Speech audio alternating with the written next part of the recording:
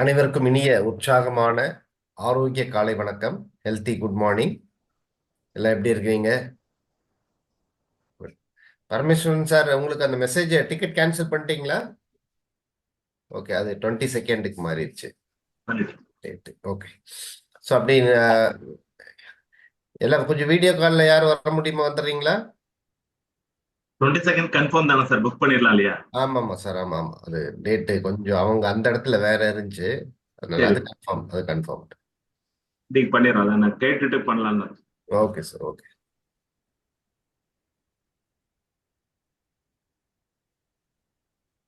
சரி, அப்படி இருந்த இடத்துல எப்படி உட்காருங்க. இன்னைக்கு உட்கார்ந்துட்டு சில பயிற்சிகள் செஞ்சு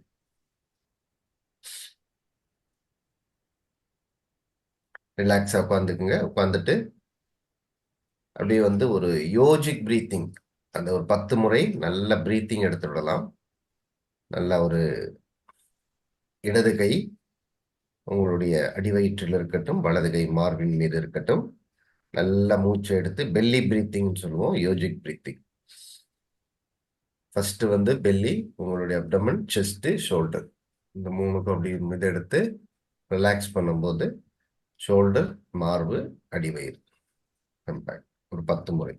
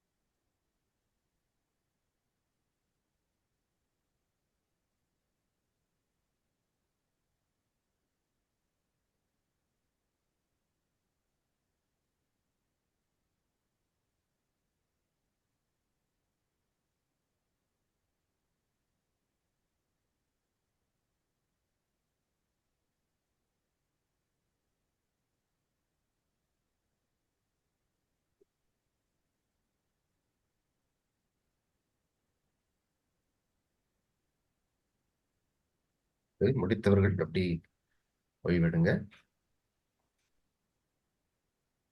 இன்னைக்கு நம்ம ஒரு தியான பயிற்சி பண்ணலாம். மைண்ட்ஃபுல்னஸ் மெடிடேஷன் அப்படிங்கிற ஒரு பயிற்சியை நம்ம உட்கார்ந்துட்டே ஒரு டைம் ஆச்சு. இப்போ 49,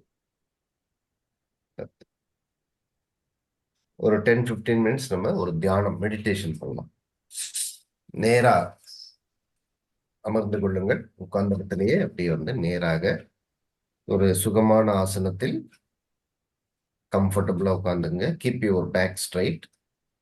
உங்களுடைய முதுகு, உங்களுடைய கழுத்து, தலை நேரா வைத்து ரிலாக்ஸா உட்காருங்க. உங்களுடைய இருக்கை எந்த விதத்திலும் உங்களுக்கு ஒரு வலியையோ ஒரு ஸ்ட்ரெஸ்ஸையோ கொடுக்கக்கூடாது. அப்படி நேரா உட்கார்ந்துக்குங்க. கைகள் உங்கள் தொடை மீது வானத்தை நோக்கியவாறு வைத்து ஒரு சின்முத்ரா அந்த இதுல வச்சுங்க. அப்படி மெதுவாக கண்களை மூடிக்கொள்ளுங்கள். Slowly close your eyes. ஒரு 2 முறை நல்ல டீப் பிரீத்திங், நல்லா வேகமா ஆழமாக தீர்க்க சுவாசம், ஆழமான ஒரு மூச்சை எடுத்து அப்படி மெதுவா விடுங்க. Breathe in,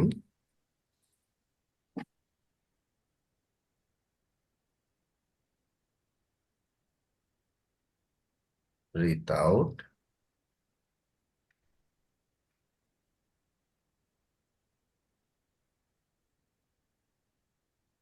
breathe in.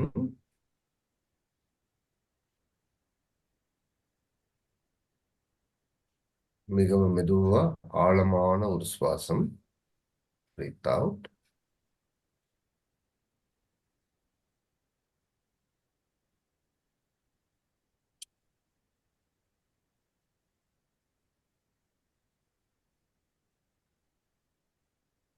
இப்பொழுது அந்த தீர்க்க சுவாசத்திலிருந்து ஒரு நார்மல் பிரீத்திங், இயற்கையாக நடக்கும் எந்த முயற்சியும் இல்லாத அந்த சுவாசத்திற்கு உங்கள் மூச்சை கொண்டு வாருங்கள்.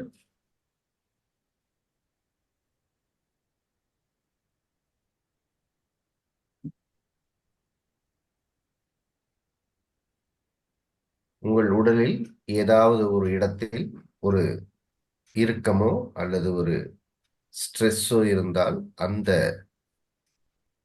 பாகத்தை ரிலாக்ஸ் படுத்திக் கொள்ளுங்கள், ஓய்வெடுத்துக் கொள்ளுங்கள்.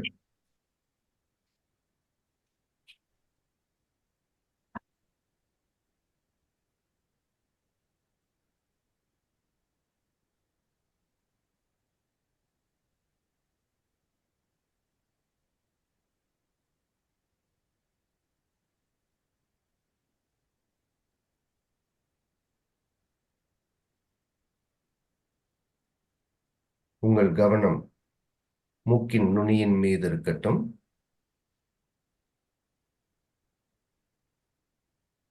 இந்த சுவாசம் எங்கு செல்கிறதோ உங்கள் கவனத்தை கொண்டு செல்லுங்கள்.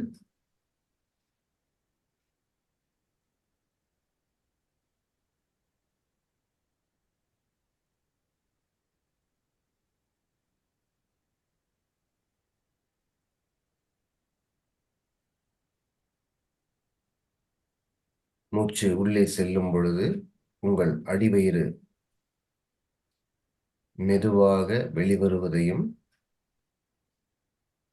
மூச்சு வெளிவரும் பொழுது உங்கள் அடிவயிறு சுருங்குவதையும் கவனியுங்கள்.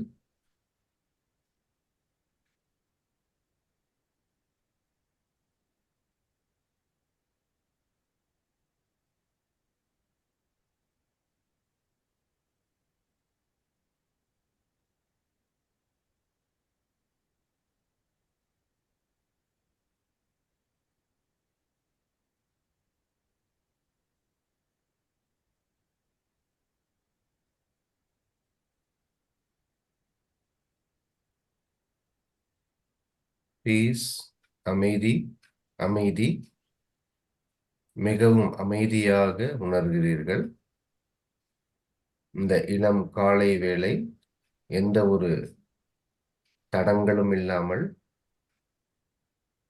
அமைதியாக இருக்கிறதோ அதே போல் உங்கள் உள்ளம்,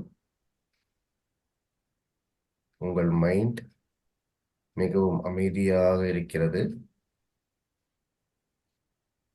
அந்த சூழ்நிலையை உள்வாங்கிக் கொள்ளுங்கள். இந்த அமைதியையும் ஆனந்தமும் உங்கள் மனதில், ஆழ் மனதில் பதிய வைத்துக் கொள்ளுங்கள்.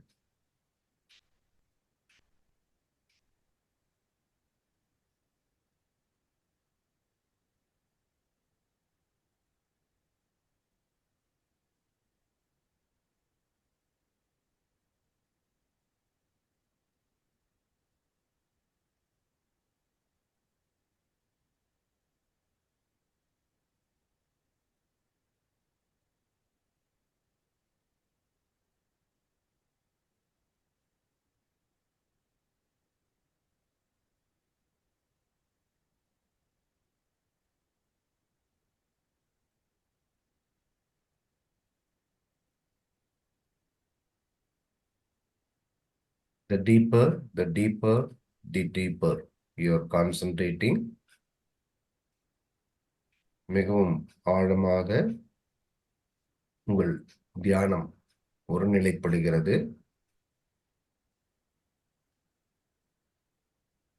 10லிருந்து 9 வரை நான் எண்ணும் பொழுது இன்னும் ஆழமாக தியானத்திற்குள் செல்கிறீர்கள். I am going to count from 10 to 1 and you are going very deeper, deeper, deeper. 10,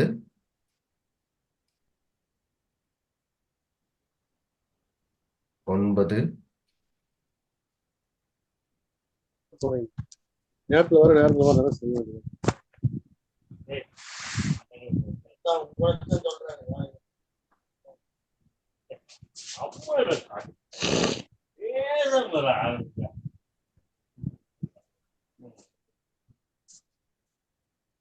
எட்டு,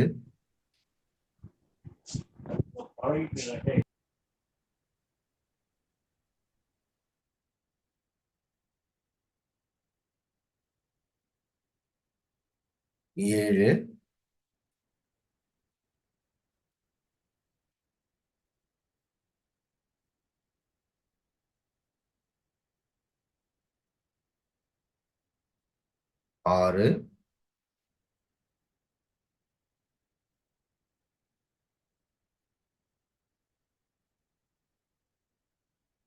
6, 5,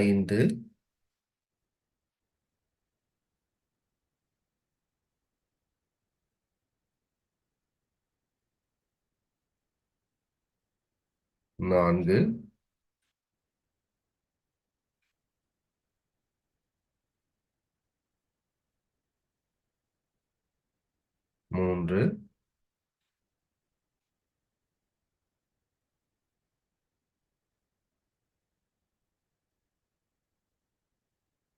3, 2,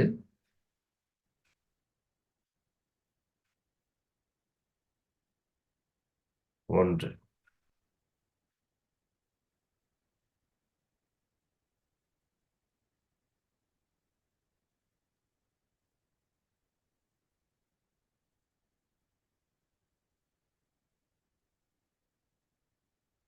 உங்கள் மனம் பீட்டா நிலையிலிருந்து ஒரு ஆல்பா நிலைக்கு முழுவதுமாக மாறியிருக்கிறது. Your mind is in the alpha stage.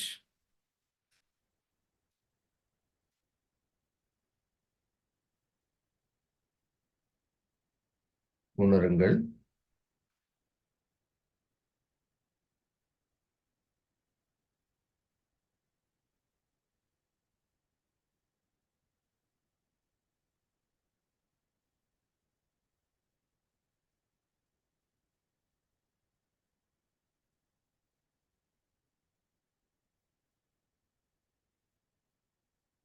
இந்த ஆல்பா ஸ்டேஜ் உங்கள் மூச்சு மிகவும் மெதுவாக, குறைவாக, சின்ன மூச்சாக மாறியிருக்கிறது.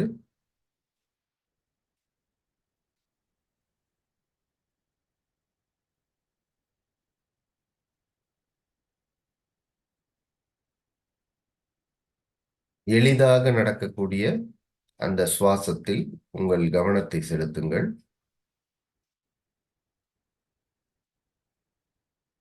மிகவும் மெதுவாக, ஸ்மூத், இலகுவாக நடக்கும் அந்த சுவாசத்தில் மட்டும் உங்கள் கவனம் இருக்கட்டும்.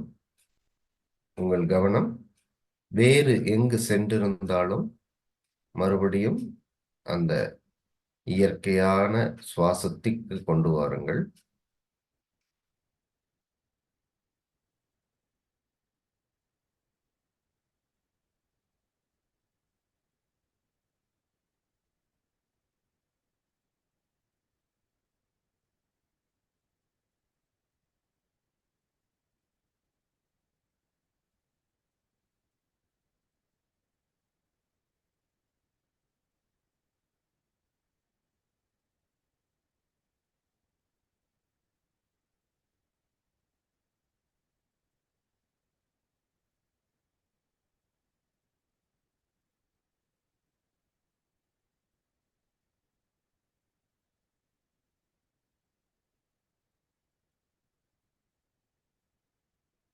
Breathe in, breathe out.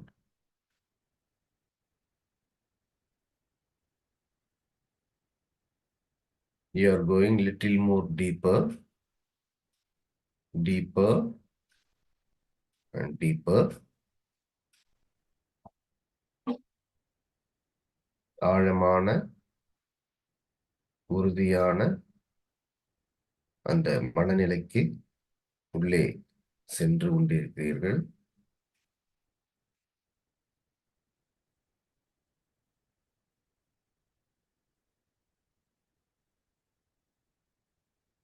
Your stress level has come to 0 level.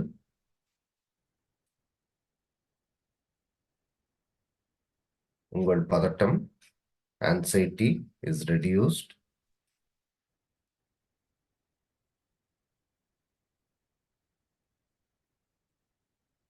You are out of depression.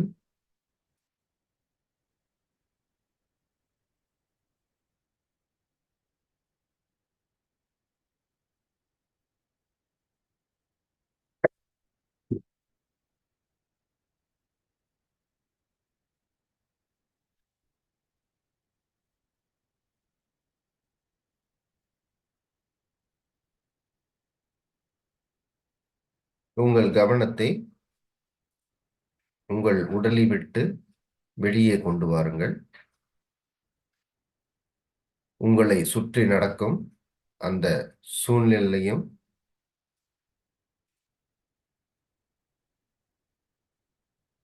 அந்த நாய்ஸ், அந்த டிஃப்ரெண்ட் நாய்ஸ், ஏதாவது ஒரு சத்தங்கள் இருந்தால் கவனியுங்கள். உங்கள் கடிகாரத்தின் ஒரு சப்தமாக இருக்கலாம், வெளியில் இருக்கும் அந்த வாகனங்களின் சப்தமாக இருக்கலாம். Just listen to the sounds of external things.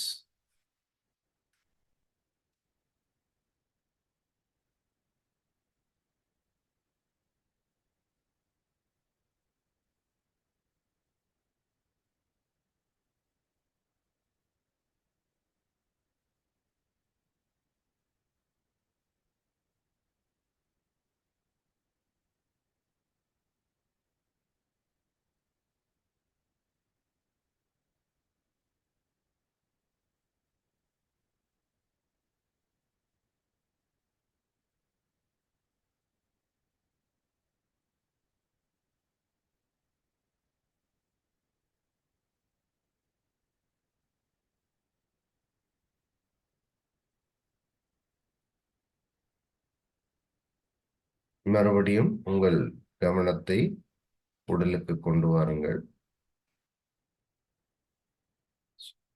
அந்த மூச்சின் மீது கவனம் முழுவதும் இருக்கட்டும். Breathe in, breathe out.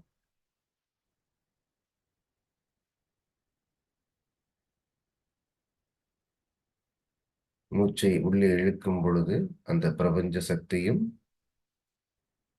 நேர்மறையான positive thoughts is going inside your body.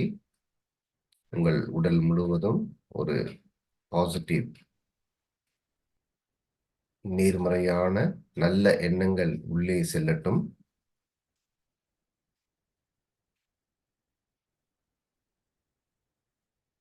மூச்சு வெளிவரும் பொழுது தேவையற்ற கழிவுகள், நெகட்டிவ் தாட்ஸ், உங்களுடைய கெட்ட எண்ணங்கள் அனைத்தும் வெளியேறட்டும்.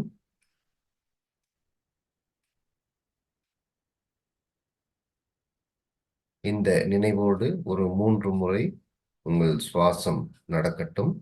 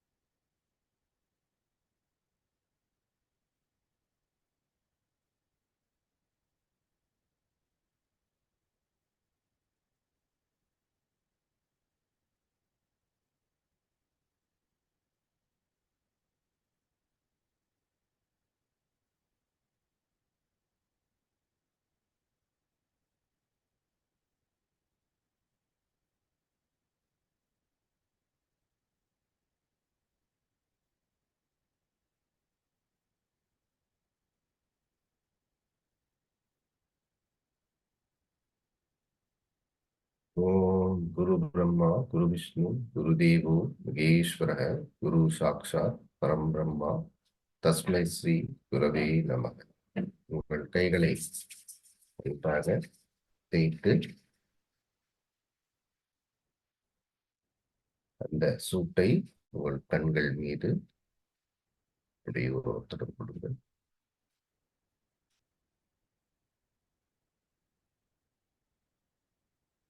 அப்படி உச்சந்தலை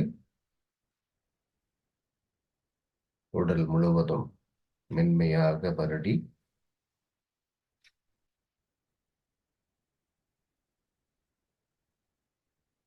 கண்களை மெதுவாக திறந்து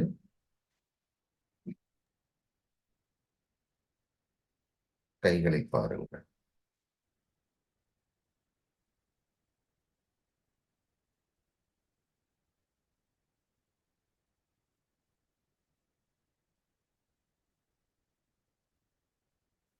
ஒரு சிறப்பான பயிற்சியை செய்த உங்கள் அனைவருக்கும் வாழ்த்துக்கள்.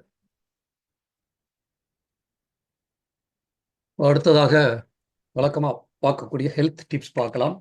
நேற்று ஒய்விஏஜி அப்படிங்கிற அடிப்படையில் நம்ம செல்களுடைய வேலைகளை பற்றி பார்த்தோம். நம்முடைய செல் பற்றின ஒரு அதிகமான 12க்கு மேற்பட்ட வேலைகளை செஞ்சிட்டு இருக்கு. ஆரோக்கியமாக இருக்க விரும்புகிறவங்க செல்லை பற்றி தான். உங்கள் செல்லை பற்றி நீங்கள் முழுமையாக தெரிந்து கொண்டால் ஆரோக்கியம் அப்படிங்கிறது உங்கள் கைப்பிடியில் இருக்கும். நீங்கள் ஹாஸ்பிட்டலுக்கு போக தேவையில்லை, எந்த விதமான வேற முயற்சிகளும் எடுக்க தேவையில்லை. ஒரு புரிதல் வந்த உடனே அந்த தெளிவு வந்துடும். எப்படி இன்னைக்கு அமைதியாக உட்காரும் போது ஒரு தெளிவு ஏற்பட்டதோ அந்த தெளிவு ஏற்படும். அதைத்தான் இன்னைக்கு நம்ம பார்க்க போகிறோம். ஸோ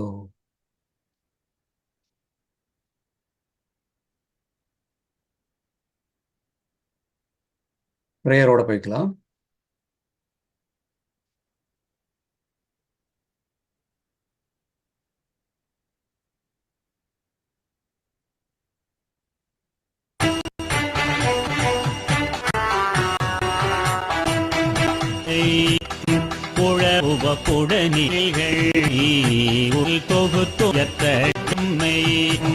நம் நாட்டத்திடமை சீரக்க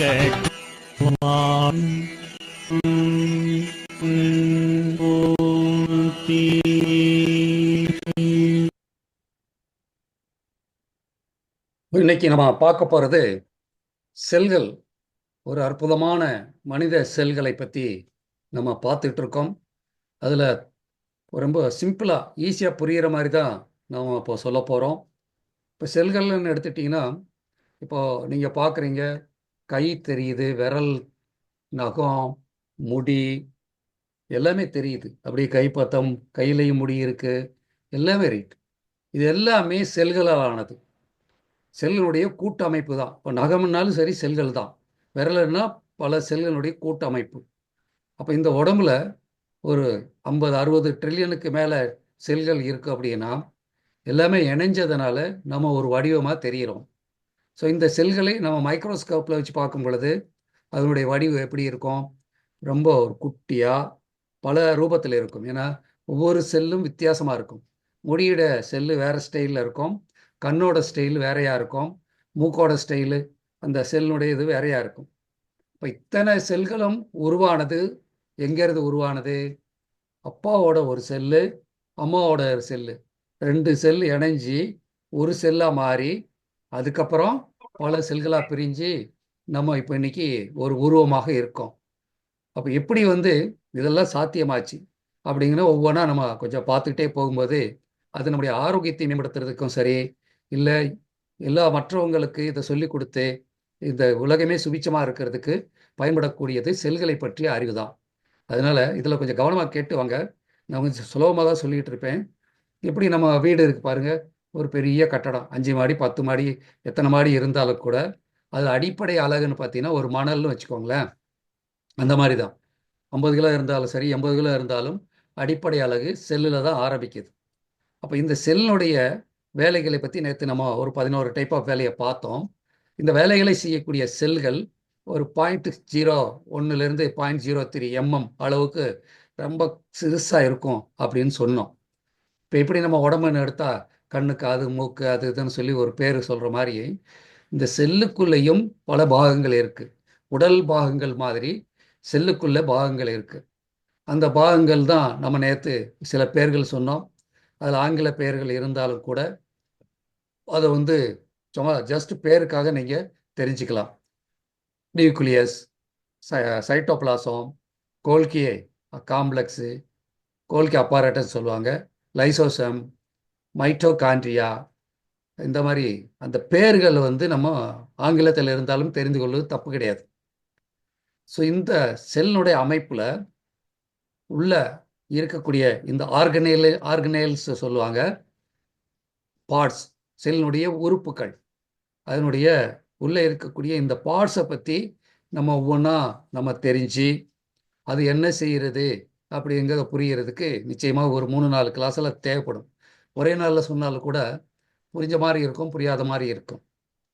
காரணம் என்ன அப்படின்னா, செல்லுடைய ஒர்க்கு அவ்வளோ காம்ப்ளிகேட்டட் ஒர்க்கு. இது வந்து சயின்டிஃபிக்காக பேசுகிறத விட காமனாக பேசுனா புரியுங்கிறது தான் இப்போ நம்ம பேசக்கூடிய ஒரு டாப்பிக்காக இருக்கும். ரொம்ப மெடிக்கல் ஸ்டூடெண்ட்டு அவங்க வந்து 1 மாதம் 2 மாதம் கூட இந்த செல்லை பற்றி படிப்பாங்க. பட் நம்ம சும்மா அடிப்படைகளை தெரிஞ்சுக்கிறதுக்கும் ஆரோக்கியம் எங்கேருந்து ஆரம்பிக்கிறதுன்னு புரிஞ்சுக்கிறதுக்காக செல்களை பற்றி தெரிஞ்சு கொள்வது ரொம்ப ரொம்ப அவசியம். ஸோ இதில் பார்த்தீங்கன்னா பல கோடுகள் இருக்கும், உருண்டையாக இருக்கும், அதுக்கப்புறம் ஒரு உருண்டைக்குள்ளே இன்னொரு உருண்டை இருக்கும், முட்டைக்குள்ளே மஞ்சக்கல்லூர் இருக்க மாதிரி இருக்கும். இந்த அமைப்புகள் எல்லாமே நான் சொன்ன மாதிரி 0.02 mm சைஸ்க்குள்ளே இருக்கக்கூடியது தான். இதே பெருசு பண்ணி காட்டியிருக்காங்க. இந்த செல்லுடைய அமைப்பில் வெளியே பிரித்து எடுத்து பார்த்தானோ வைங்க, நம்ம அந்த பார்ட்ஸாக ஒரு இதாக பிரித்து எடுத்து காட்டுவோம் இல்லையா, அந்த மாதிரி ஓப்பன் பண்ணி அப்படி எடுத்து வச்சா இப்படி பல பார்ட்ஸு அதில் இருக்கும். ஒரு செல்லுக்குள்ளே இருந்து எல்லாம் தனித்தனியாக பிரித்து எடுத்து, எப்படி ஒரு பைக்கை ஒரு காரையோ ஒரு மெக்கானிக் வந்து பிரித்து தனித்தனியாக பிரிக்கிறார். ஒரு என்ஜினை பிரிக்கும்போது பார்த்தீங்கன்னா பல பார்ட்ஸ் இருக்கும். இல்லை நீங்கள் மளிகை கடைக்கு போயிட்டு ஜாமான் வாங்கிட்டு வர்றீங்க, அதை வந்து வீட்டில் வந்து என்ன பண்ணுறீங்க, பிரித்து எடுக்கிறீங்க, தனித்தனியாக ஒரே பேக்லேருந்து பிரித்து எடுக்கிறீங்க, இப்போ கணக்கு பார்க்குறீங்க பிடிச்சி. அந்த மாதிரி இதில் இருக்கக்கூடியதை பிரித்து வச்சா இந்த மாதிரி உறுப்புகள் இப்படி இருக்கும், அதனுடைய பார்ட்ஸு இப்படி இருக்கும். ரைட். இதில் இந்த செல்லுடைய வேலைகள் என்ன அப்படின்னு கொஞ்சம் வரிசையாக நம்ம பார்க்கும்போது, ஃபஸ்ட்டு வேலை வந்து எனர்ஜி ப்ரொடக்ஷன். இப்போ நான் பேசிகிட்டு இருக்கேன், அது பேசுகிறதுக்கு எனர்ஜி தேவை. இந்த பேசுகிறது எதெல்லாம் பேசுது?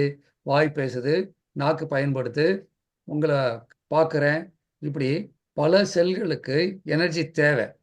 இந்த எனர்ஜியை ப்ரொடியூஸ் பண்ணுறதுக்கு ஒரு பார்ட் இருக்குது உடம்புல, இந்த எனர்ஜியை உற்பத்தி பண்ணக்கூடியது. இந்த எனர்ஜி எப்படி உற்பத்தி ஆகுது? நம்ம கார்போஹைட்ரேட் கொடுக்குறோம், புரோட்டீன் கொடுக்குறோம், அதே மாதிரி ஃபேட் கொடுக்குறோம், விட்டமின்ஸ், மினரல், காய்கள், பழங்கள் எடுக்கிறோம். இதையெல்லாம் பிரித்து உடைச்சி தான் நமக்கு உடம்பு எனர்ஜி கொடுக்குது. உடம்பு கொடுக்கல, செல்லு கொடுக்குது. ஒவ்வொரு செல்லும் இந்த வேலை செய்யும். நம்ம நினச்சிட்டு இருக்கோம் வயிற்றில் இருக்கக்கூடிய செல்லு தான் ஜீரணம் பண்ணி சத்தம் கொடுக்குதுன்னு. அப்படி அல்ல, ஒவ்வொரு செல்லும் இந்த எனர்ஜி ப்ரொடக்ஷனுங்கிற வேலையை பண்ணும். அதுக்கு நம்ம ஏடிபின்னு சொல்லுவோம், அடினோசைன் ட்ரைபாஸ்பேட்னு சொல்லுவோம். கரன்சி ஆஃப் அந்த எனர்ஜியினுடைய ஒரு பார்ட்டை, அந்த தொகுப்பை அப்படி சொல்கிறோம். ஓகேங்களா? அதுதான் நமக்கு சக்தியை கொடுக்கக்கூடியது. இந்த எனர்ஜி ப்ரொடக்ஷனில் நமக்கு பயன்படக்கூடிய அந்த இடத்துக்கு பேர் பார்த்திங்கன்னா மைட்டோகாண்ட்ரியான்னு சொல்லக்கூடியது.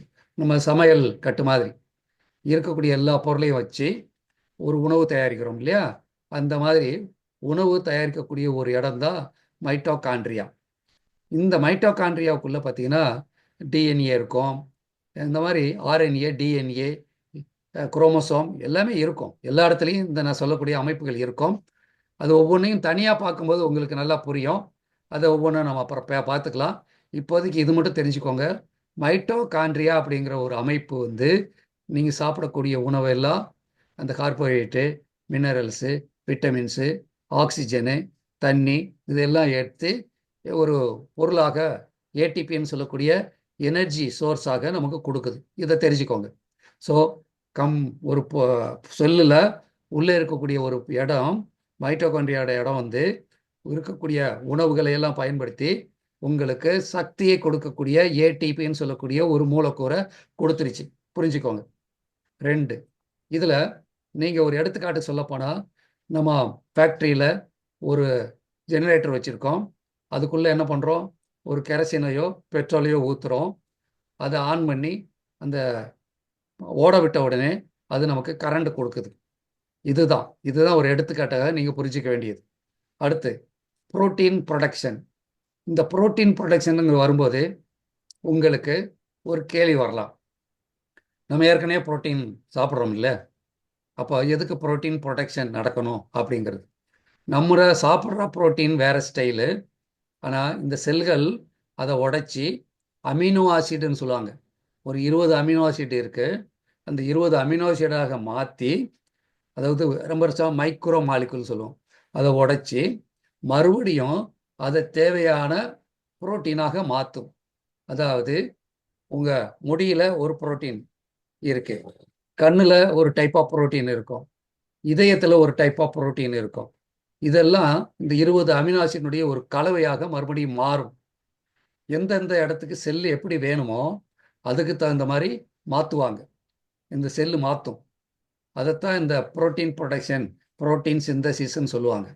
ஸோ செல்கள் புரோட்டீன்ஸை உருவாக்குது. எதுக்கு உருவாக்குது? நம்ம உடம்பு வளரணும், பில்டிங் பிளாக்ஸ்ன்னு சொல்லுவோம், வளரணும். அதே மாதிரி ரிப்பேர் ஆகணும், எங்கேயாவது காயங்கள் ஏற்பட்டால் ரிப்பேர் ஆகணும். கெமிக்கல் ரியாக்ஷன் நடக்கணும். என்னென்ன கெமிக்கல் ரியாக்ஷனு? என்சைம்ஸு, ஹார்மோன்ஸ் எல்லாம் சொல்கிறோம் இல்லையா, இதெல்லாம் நடக்கணும். அப்போ அந்த என்சைம் உற்பத்தி ஆகணும், ஹார்மோன் உற்பத்தி ஆகணும். இந்த பொருளில் எல்லாருமே, நான் என்சைம்னு சொன்னாலும் சரி, இன்சுலின் சொன்னாலும் எல்லாமே இந்த உடம்பு உருவாக்குன புரோட்டீனுடைய ஒரு கூட்டு. நீங்கள் இன்சுலின் எடுத்தனா அதனுடைய கெமிக்கல் அமைப்பு அமினோ ஆசிடாக இருக்கும், அது வேறு மாதிரி இருக்கும். அதே மாதிரி ஹார்மோன் எடுத்துக்கிறீங்க, தைராய்டு ஹார்மோன் அப்படின்னு சொல்கிறீங்க, அது இந்த அமினோ ஆசிடுடைய தொகுப்பு தான். அதாவது அமினோ ஆசிடுடைய தொகுப்புன்னா புரோட்டீனாக மாற்றப்பட்டு அது இருக்கும். அப்போது நீங்கள் சாப்பிட்ற புரோட்டீன் வேற, அது உடைச்சி அது அமினோ ஆசிடாக மாற்றி தேவையானதை கலவையாக மாற்றி மாற்றி கொடுக்கும். அதுதான். ஸோ இந்த புரோட்டீன் ப்ரொடக்ஷன் கரெக்டாக நடக்கிறதுக்கு நமக்கு உடம்புல சில சத்துக்கள் தேவை. மைக்ரோநியூட்ரிஷன், மேக்ரோநியூட்ரிஷன் எல்லாமே தேவைப்படும். அதை நம்ம பின்னாடி பார்த்துக்கலாம். ஸோ புரோட்டீன் ப்ரொடக்ஷன் கட்டாயமாக உடம்புல நடக்கணும். அப்படி நடந்தால் தான் உங்களுக்கு என்சைம் சுரக்கும், ஜீரணமாகும், ஹார்மோன் சுரக்கும், செல்லுக்குள்ளே போய் இந்த குளுக்கோஸ் எல்லாம் போய் சேர்றதெல்லாம் நடக்கும். ஸோ இதை புரிஞ்சிருப்பீங்க இப்போ. ஸோ கீழே படத்தில் பார்த்தீங்கன்னா இந்த புரோட்டீன்ஸ் அப்படிங்கிறது இப்படித்தான் வளைவளைவாக இருக்கும். இதுதான் அமினோ ஆசிட்னுடைய கலவைகள்னு சொல்லக்கூடியது. புரோட்டீனில் பல டைப்பினுடைய கலவை. அது நம்ம குரோமோசோம், டிஎன்ஏன்னு சொல்கிறோம் இல்லையா, மரபணு, அதுதான் இந்த மாதிரி மாற்றி அதை இந்த வடிவமைப்புகளை கொண்டு கொடுக்கும். அடுத்து பார்த்திங்கன்னா இந்த புரோட்டீன் இதில் எந்தெந்த பார்ட்டு செயல்படுதுன்னு பார்த்தீங்கன்னா, இதில் இந்த ரவுண்டாக போட்டிருப்பேன். ஒரு 3 பொருள்கள் பார்ட்டுன்னு ரவுண்டு போட்டிருப்பேன். வட்டமாக ப்ளூ கலரில் போட்டிருக்கேன் பாருங்க, குறிப்பிட்டு போட்டிருப்பேன். அதில் ரைபோசோம் சொல்லக்கூடிய ஒரு அமைப்பு, அடுத்தது எண்டோ பிளாஸ்மிக் ரெட்டிகுலம், ERன்னு சொல்லுவாங்க. அதுலேயும் 2 டைப் இருக்கு, ஸ்மூத்து அண்டு ரப் அப்படின்னு 2 டைப் இருக்கும். அடுத்ததாக கோல்கி அப்பரேட்டஸ். இந்த 3 ரைபோபிளாசம், பேர் மட்டும் ஞாபகம் வச்சுக்கோங்க, எண்டோபிளாஸ்மிக் ரெட்டிகுலம், கோல்கி அப்பரேட்டஸ். இந்த 3 தான் இந்த புரோட்டீன் சிந்தசிஸ், சாப்பிட்ற உணவில் இருக்கக்கூடிய இந்த புரோட்டீனை பிரித்து அதை மொத்த வேறு மாதிரி புரோட்டீன், இந்த முடிக்கு என்ன புரோட்டீன் தேவை, கண்ணுக்கு என்ன புரோட்டீன் தேவை, கைக்கு என்ன புரோட்டீன் தேவை, ஹார்ட்டுக்கு என்ன தேவைன்னு சொல்லிட்டு பிரித்து எடுத்து அதை கொடுக்கக்கூடிய வேலை செய்யுது அப்படிங்கிறாங்க. இப்போ இந்த புரோட்டீன் எப்படி இருக்கும் அப்படின்னா, தனித்தனியாக ஒரு மாலிகுல் மாதிரி இருக்கும். அதை உடம்பு என்ன செய்யும் அப்படின்னா, அதை பயன்படுத்தக்கூடிய இடத்த குறைக்கிறதுக்காக ஹோல்டு பண்ணி சிறுசாக பண்ணி வச்சுக்கிறோம், கான்சென்ட்ரேட்டடாக வச்சுக்கிறோம். ஸோ இந்த மாதிரி ஒரு கார் ஒர்க் ஷாப் இருக்கு இல்லையா, அதில் எல்லா பார்ட்ஸும் பல இடத்துலேருந்து வாங்குவாங்க, இல்லை தனித்தனி டிபார்ட்மெண்ட்டில் செய்வாங்க. அதெல்லாம் அசம்பிள் பண்ணி செய்கிற மாதிரி தான் இந்த புரோட்டீன் ப்ரொடக்ஷன் நடக்கிறது. இது ஒரு கம்பெனியுடைய அசம்பிளி செக்ஷனை நீங்கள் உருவத்துக்கு எடுத்துக்கலாம். அங்கே இருக்கக்கூடிய ஒர்க்கர்ஸ் என்ன பண்ணுறாங்க, அந்த வந்தக்கூடிய பார்ட்ஸை, ஒவ்வொரு பார்ட்ஸு, ஒரு கார்பரேட்டரு இந்த மாதிரி தனித்தனியாக வருது இல்லையா, என்ஜினுக்கான பொருள்கள் எல்லாத்தையும் இணைச்சி காருடைய சேசிஸு, காருடைய வெளியே தோற்றம் எல்லாத்தையும் அமைப்பாக்கி என்ன பண்ணுறாங்க, ஒரு காராக உற்பத்தின்றாங்க. இதில் வந்து குவாலிட்டி கண்ட்ரோல்லாம் இருக்கும். சில பொருள்கள் தேவையில்லை, அதையெல்லாம் அவங்க வந்து கார் செக் பண்ணி கரெக்டாக செக் பண்ணி போடுவாங்க. இதைத்தான் இந்த நான் ஏற்கனவே சொன்ன 3 உறுப்புகள் செய்யுது. அடுத்து இந்த மாதிரி ஒரு கம்பெனியில் ப்ரொடக்ஷன் டிபார்ட்மெண்ட்டில் எல்லாமே பார்த்தீங்கன்னா நான் செய்யும் பொழுது வேஸ்ட் எல்லாமே வரும். அந்த வேஸ்ட்டை வந்து டெய்லி ரிமூவ் பண்ணுவாங்க. நீங்கள் பார்த்துருப்பீங்க, நீங்கள் வேலை செய்கிற இடத்துல சரி, வீட்டில் கூட பாருங்கள். நம்ம ஒரு சமையல் பண்ணுறோம், அதில் காய்கறிகள் இறக்குறோம், அந்த தோல் மற்ற இதெல்லாம் அந்த வேஸ்ட் எடுத்து என்ன பண்ணுறோம், குப்பை தொட்டியில் போடுறோம். அந்த மாதிரி நம்ம உடம்புல இந்த ப்ராசஸ் நடக்குது, புரோட்டீன் சிந்தசிஸ் நடக்குது. பட் கார்போஹைட்ரேட்டு ஃபேட்டு எல்லாத்தையும் அது மாற்றி செல்லுக்கு வேண்டிய பொருளாக எனர்ஜிக்காக பயன்படுத்துது. இந்த பயன்பாட்டில் இருக்கக்கூடிய வேஸ்ட்டை வெளியே எடுக்கணும் இல்லையா, வெளியே எடுத்துட்டு கொண்டு போய் கொட்டணும். அதில் உள்ள வரக்கூடிய வேலை யார் ரவுண்டு போட்டிருக்கேன், லைசோசோம் சொல்லக்கூடிய ஒரு பார்ட்டு தான் இந்த மாதிரி வேலைகளை பிரேக் டவுன் பண்ணி, அதாவது இந்த வேஸ்ட் எல்லாம் உடைச்சி எடுத்து அதை வெளியே அனுப்பக்கூடிய வேலையை செய்யுது. அதே மாதிரி கழிவுகளில் டாக்ஸின் இருந்தாலும் கூட ரிமூவ் பண்ண வேலையை வந்து இந்த ஒரு ஆர்கான், அதாவது பார்ட்டு, செல்லுக்குள்ள இடையக்கூடிய லைசோசோம் அப்படிங்கிற ஒரு பாட்டு தான் பண்ணுது. எப்பயுமே கிளீனிங் டிபார்ட்மெண்ட் இருக்கும், அது தனியாக அவங்க வந்து காப்பர் தனியாக, இரும்பு தனியாக ரீசைக்கிளுக்கும் பயன்படுத்துவாங்க. அப்போ இந்த பவுண்டரிகளெல்லாம் பார்த்தீங்கன்னா, நான் அங்கே இருந்ததுனால சொல்கிறேன், அதில் இருக்கக்கூடிய சில பொருட்களை வந்து மறுபடியும் ரீசைக்கிளுக்கு பயன்படுத்துவாங்க. பயன்படாததை வந்து வெளியே கொண்டு போய் இந்த மண் அதெல்லாம் வெளியே கொண்டு போய் கொட்டிடுவாங்க. அது வந்து அதுக்கப்புறம் ஒரு லாரி ட்ரக்கை வச்சு கம்பெனி வந்து வெளியே கொண்டு போய் வேற எங்கேயாவது கொட்டிடுவாங்க. இந்த மாதிரி கிளீனிங் வேலையை செய்யக்கூடியது தான் லைசோசம் சொல்லக்கூடிய ஒரு பார்ட்டு. அடுத்ததாக கம்யூனிகேஷன் அண்டு கோஆர்டினேஷன், ரொம்ப ரொம்ப முக்கியமானது. செல்கள் வந்து சிக்னலை கம்யூனிகேட் பண்ணும். நான் ஏற்கனவே நேற்று கூட சொன்னேன், நீங்கள் தூங்கிட்டு இருக்கும்போது ஒருத்தர் தட்டுறாரு, அந்த ஸ்கின்னில் பட்ட உடனே அந்த உணர்வு மூளைக்கு போகுது, நீங்கள் உடனே யாரோ நம்மளை எழுப்புறாங்கன்னு சொல்லி எந்திரிக்கிறோம். இந்த மாதிரி உடம்புல பார்த்தீங்கன்னா சிக்னல் பல இடங்களில் போயிட்டே இருக்கும். அப்போ இதில் நெர்வ் சிஸ்டம் சப்போர்ட் பண்ணுது, கெமிக்கல் சிக்னல் இருக்குது, எலக்ட்ரிக்கல் சிக்னல் இருக்கும். இதயத்தில் பார்த்தீங்கன்னா எலக்ட்ரிக்கல் அந்த இம்பல்ஸ் வந்து தான் இதயத்தினுடைய செல்களை சுருக்கிறது, விரிக்கிறது எல்லாமே பண்ணக்கூடியது. அதே மாதிரி நம்ம ஒரு புலியை பார்க்குறோம், பயம் வருது, இப்போ கண்ணிமைகள் சுருங்கும், அட்ரினலின் சுரக்கும். இப்படி ஒரு பார்வை கூட பார்த்தீங்கன்னா உடம்புல மாற்றத்தை ஏற்படுத்துன்னா, கண்ணில் பார்த்தது வந்து சிக்னல் உள்ள கெமிக்கல் சிக்னலாக உள்ள மூளைக்கு போகுது. அதை நியூரான்ஸ்னு சொல்லக்கூடிய அந்த அமைப்பு வந்து கொண்டு போய் சேர்க்குது. அப்போ நம்ம அதுக்காக ரியாக்ட் பண்ணுறோம். அப்போ செல்கள் வந்து கம்யூனிகேட் பண்ணுது. அதுலேருந்து கெமிக்கல் சிக்னல்னு சொல்கிறோம் இல்லையா, ஈவன் நம்ம வந்து என்சைம் சொல்கிறது, ஹார்மோன் சொல்கிறது எல்லாமே கூட இந்த சிக்னலில் மிகப்பெரிய அளவில் பங்கு வகிக்குதுன்னு சொல்கிறது. அதனால தான் நீங்கள் இந்த தைராய்டு வந்தவங்களுடைய தைராய்டுங்கிறது பார்த்தீங்கன்னா நம்ம மூளையில் இருக்கக்கூடிய பிட்யூட்ரி அது மாதிரி சுரப்பிகளினுடைய அந்த தூண்டுதல் அதில் இருக்கும் அப்படிங்கிறது நம்ம ஹார்மோன்ஸை பற்றி பேசும்போது பேசியிருப்போம்.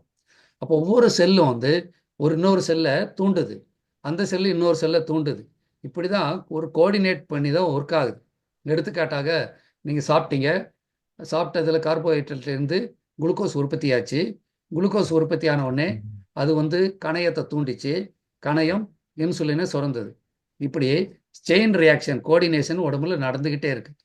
ஸோ இந்த அடிப்படையில் நம்ம கம்யூனிகேஷன் அப்படிங்கிறத பார்த்தீங்கன்னா செல் மெம்பரேன்னு சொல்லுவோம். ஒவ்வொரு செல்லையும் நம்ம உடம்புல ஸ்கின் இருக்கிற மாதிரி ஸ்கின்ல பார்த்தீங்கன்னா துவாரங்கள் இருக்கும், வேர்வை துவாரங்கள் இருக்கும். அது வழியாக வேர்வை வெளியே வருது, காற்று உள்ளே போகுதெல்லாம் உங்களுக்கு தெரியும்.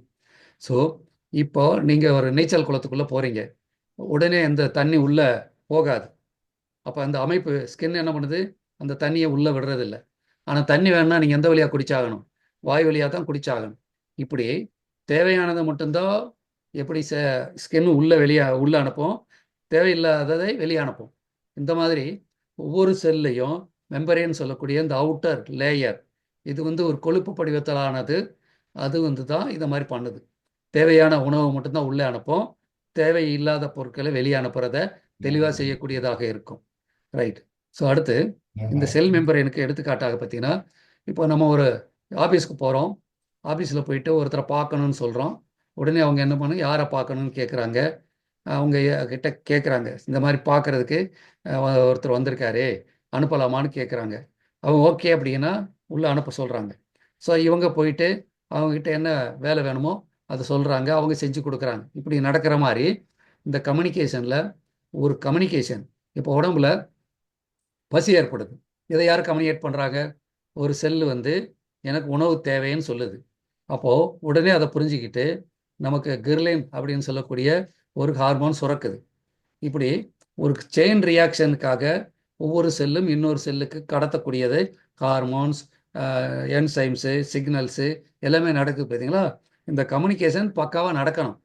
நடக்கலை அப்படின்னா அங்கே பிரச்சனைகள் ஏற்படும். எடுத்துக்காட்டாக இந்த டயபெட்டிக் பேஷண்ட்டுக்கு ரத்த ஓட்டம் இங்கே போகலை, கீழே பாதத்தில் இருக்கக்கூடிய செல்லுக்கு அங்கே நியூட்ரிஷன் போகலை, அந்த செல்லு டெத் ஆயிடும்.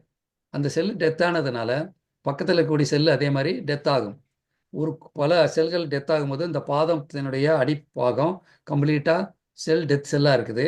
இப்போ இங்கே செல் இறந்ததுனால அது வந்து கம்யூனிகேட் பண்ணாது. இப்போ நீங்கள் ஒரு முள் குத்துது, இல்லை ஒரு பீங்கான் குத்துது, அது உங்களுக்கு தெரியவே தெரியாது. ஆனால் அந்த புண்ணை உள்ள அந்த காயம் ஏற்பட்டிருக்கு இல்லையா, அங்கே செல்லுக்கு ரத்த ஓட்டம் இல்லாதனால அந்த காயம் என்ன ஆகும்? பெருசாகும், கேங்கரின் ஆகும், காலை வெட்டுவாங்க. இந்த மாதிரி ஒவ்வொரு செல்லும் எவ்வளவு முக்கியமாக வேலை செய்யுது அப்படிங்கிறத நீங்கள் பார்த்துக்கிட்டீங்க.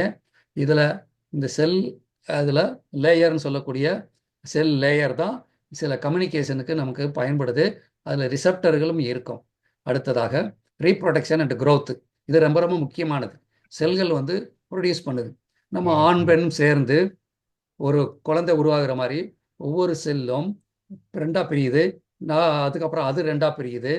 இதில் பிரியுதல்ல ஒரு விஷயம் பாருங்க, நமக்கு இந்த மரபணுன்னு சொல்லுவோம், குரோமோசோம்னு சொல்கிறோம். இதெல்லாம் வந்து ஒரு செல்லுக்குள்ளே இருக்குது. செல்லு பிரியும் போது கரெக்டாக இதில் இருக்கிற மாதிரியே அதுலேயும் பிரியும். ஸோ இந்த செல் பிரிதலில் தவறு ஏற்படும் போது தான் கேன்சர் செல்லாக உருவாகிறது, எல்லாமே நடக்கிறது. இப்போ இந்த போன் மேராவில் ஒரு செல்லு தவறாக ப்ரொடியூஸ் ஆகுதுன்னா அது பிளட் கேன்சர்னு சொல்லுவோம். இப்படியாக இந்த செல் ரீப்ரொடியூஸ் ஆகிறதுல உள்ள குரோமோசோம்னு சொல்லக்கூடிய ஒரு அமைப்பு இருக்குது. அந்த குரோமோசோமில் பார்த்தீங்கன்னா டெலோமியர்னு ஒரு அமைப்பு இருக்கும். அந்த டெலோமியர்னுடைய எண்டு பார்த்தீங்கன்னா செல் பிரிய பிரிய குறைஞ்சிட்டே போகும். மறுபடியும் அந்த டெலோமியரை உற்பத்தி பண்ணுறதுக்கு டெலோமிரஸ்ன்னு சொல்லி ஒரு என்சைம் வேணும். இதெல்லாம் வந்து நான் தனியாக உங்களுக்கு கிளாஸ் எடுப்பேன்.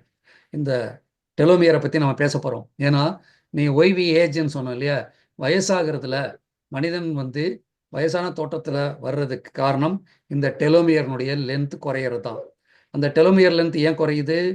இது வந்து இப்போ நம்ம அரிசி மூட்டை வாங்கி வச்சுருக்கோம், டெய்லி சமைக்க சமைக்க அது என்ன ஆகுது? மூட்டையில் குறையுது இல்லையா? அதுக்கப்புறம் வீட்டில் என்ன சொல்லுவாங்க? அரிசி காலி ஆகி போச்சுங்க, வாங்கிட்டு வாங்கன்னா நம்ம போய் வாங்கிட்டு வந்துடுறோம். அந்த மாதிரி எந்த கடையிலையும் திடீர்னு நம்ம வாங்கிட்ட முடியாது. இந்த டெலோமியர் ஒரு செல்லில் உள்ள டெலோமியர் அதனுடைய லென்த் குறைஞ்சிச்சுன்னா அந்த செல் டெத் ஆகிடும். ஸோ லைசோசம் சொல்லக்கூடிய அந்த பார்ட் வந்து அதை அழித்து வெளியேற்றிடும். ஸோ அந்த வகையில் இந்த செல்கள் வந்து ரீப்ரொடக்ஷன் பண்ணுது. அதன் மூலமாக தான் நம்ம என்ன பண்ணுறோம்? இந்த வளர்ச்சி நடக்குது. அப்போது விந்து அணுன்னு சொல்லக்கூடியது பெண்களுடைய முட்டை செல்களும் இணைஞ்சு ஒரு ஒரு குழந்தை உருவாகுது. இந்த மாதிரி ஒவ்வொரு செல்லும் தன்னைத்தானே உருவாக்குது. ஹார்ட்டில், லிவரில், லங்ஸில் செல்கள் வந்து புதுசு புதுசாக உற்பத்தி ஆகிட்டு இருக்கும். பழைய செல்கள் டேமேஜ் ஆகி வெளியே போயிடும், புது செல் உற்பத்தி ஆகிட்டு இருக்கும். நம்ம ஆர்பிசின்னு சொல்கிறோம், ஹீமோகுளோபின் பார்த்தீங்கன்னா 120 நாள் 130 நாள் உயிர் வாழக்கூடியது. அதுக்கப்புறம் அது அழிஞ்சிடும். காரணம் என்னென்னா அதில் இந்த மாதிரி சொல்லக்கூடிய உற்பத்தி செய்யக்கூடிய பொருளுடைய தன்மை குறைய குறைய உற்பத்தி குறைஞ்சி அந்த செல்லு டெத் ஆகிடும்.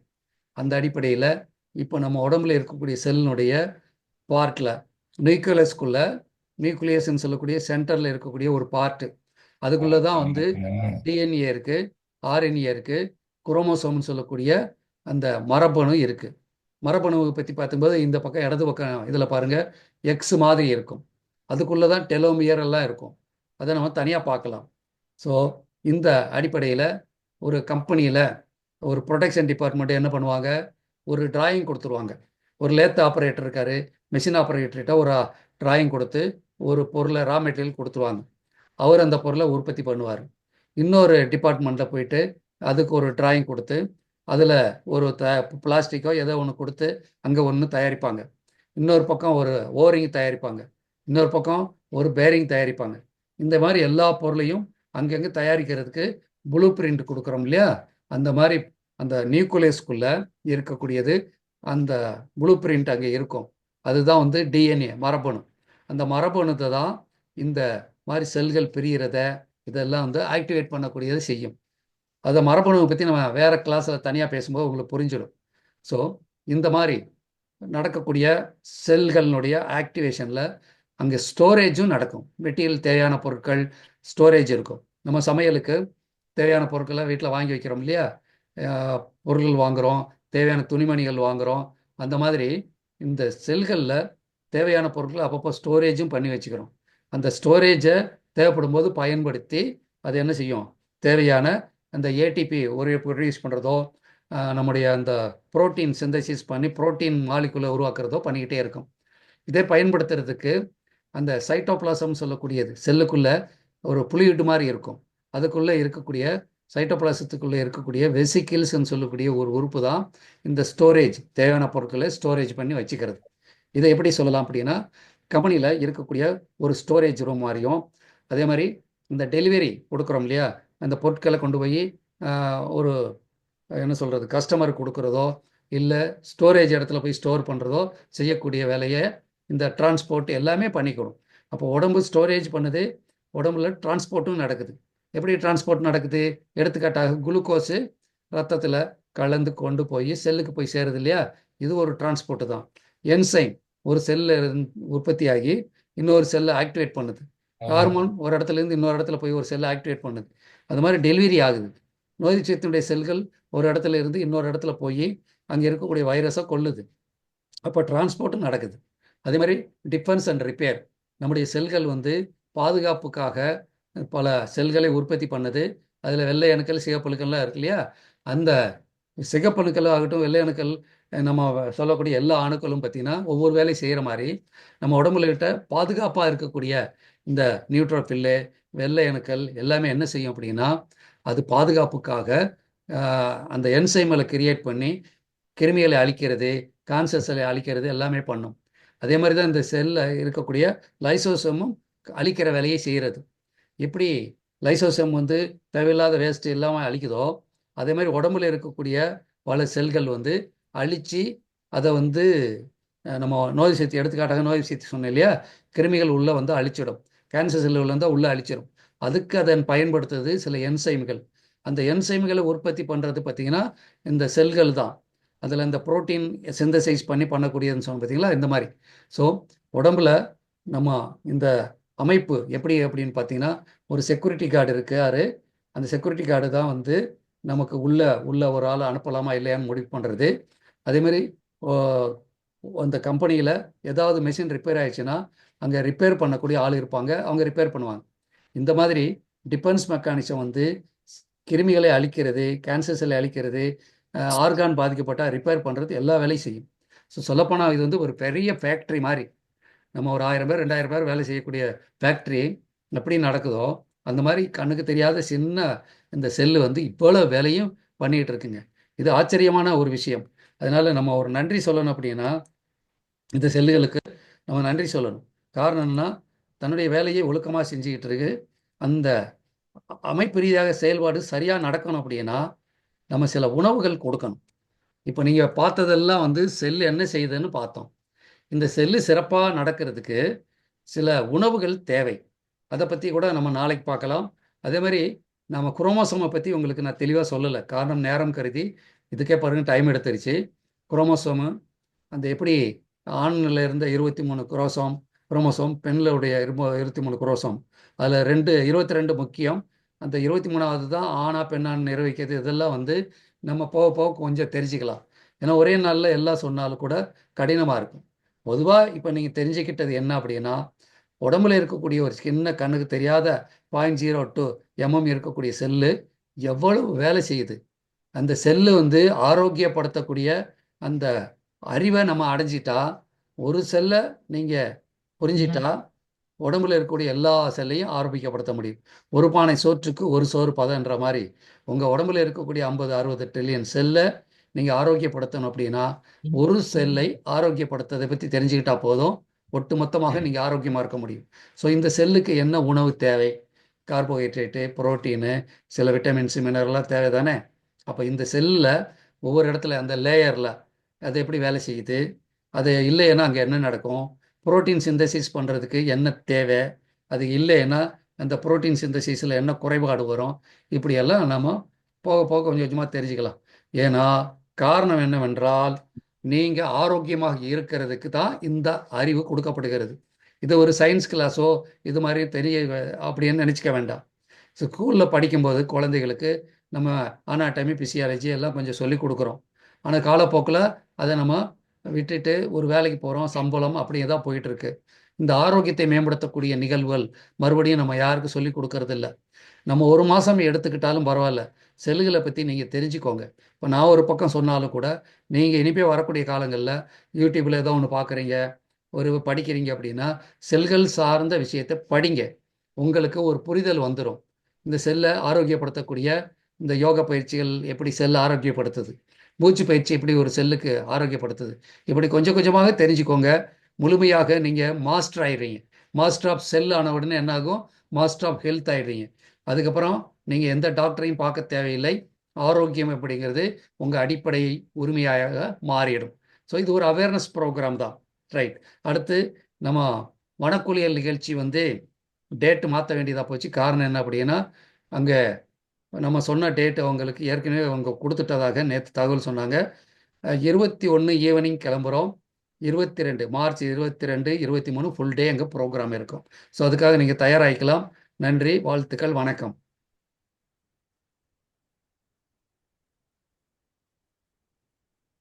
டிகே சார், ஏதாவது தகவல் உண்டா? ஓகே, நிறைவு.